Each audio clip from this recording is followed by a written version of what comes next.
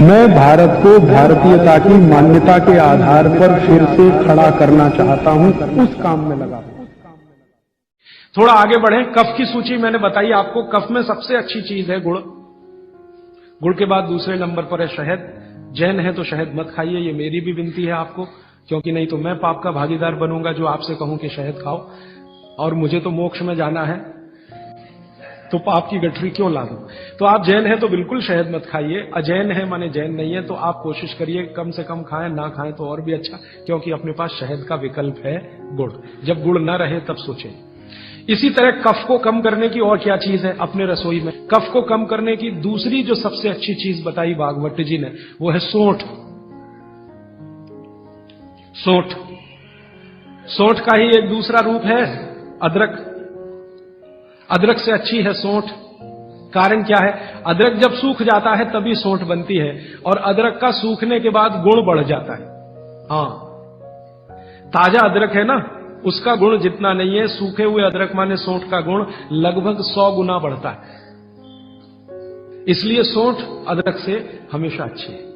तो कफ खत्म करने के लिए रसोई घर में एक हो गया गुड़, दूसरी हो गई सौंठ, सौंठ का ऑब्लिक अदरक। अब तीसरी चीज जो सबसे अच्छी, पान।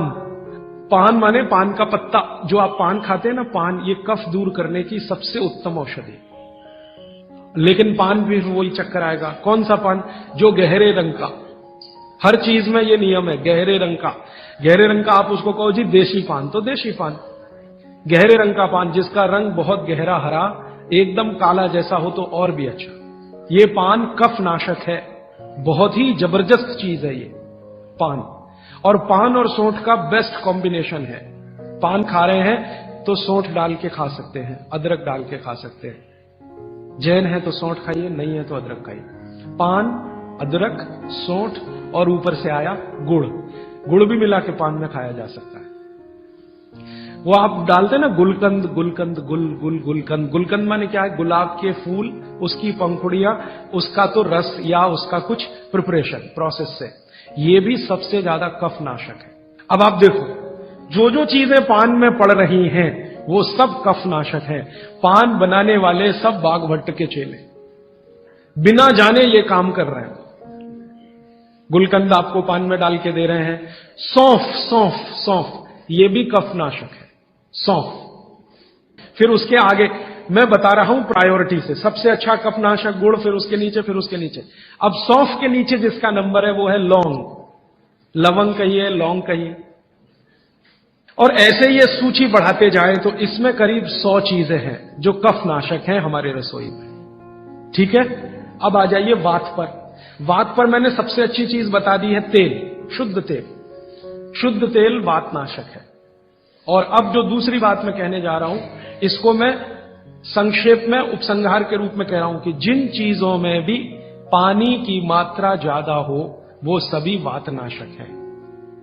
जिन चीजों में भी पानी की मात्रा ज्यादा हो वो सभी वातनाशक है। जैसे दूध, आप जानते हैं दूध में तो सबसे ज्यादा पानी ही है ना।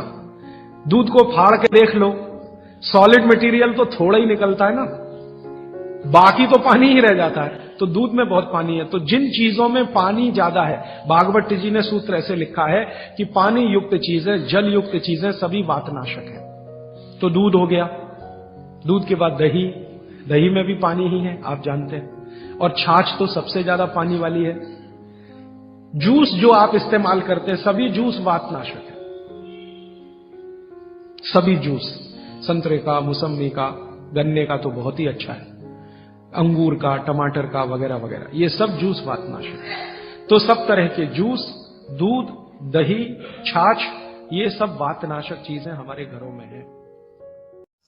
नमस्कार दोस्तों, आप सभी भाई और बहनों का दिल की गहराइयों से बहुत बहुत धन्यवाद कि आपने इस वीडियो को अंत तक देखा। दोस्तों, कुछ समय निकालकर यह व्याख्यान अन्य लोगों तक जरूर साझा करें ताकि वो भी इन व्याख्यानों का लाभ उठा सकें एवं भाई श्री राज दीक्षित जी की इस आवाज़ को लाखों करोड़ों लोगों तक पहुंचा सके। अंत में दोस्तों, एक बार फिर से आपका बहुत बहुत धन्यवाद कि आपने हमारा इतना साथ दिया और भाई राज दीक्षित जी के इन व्याख्यानों को जन जन तक पहुंचाकर लोगों को जागरूक किया। दोस्तों, आगे भी इसी तरह प्यार बनाए रखना। धन्यवाद।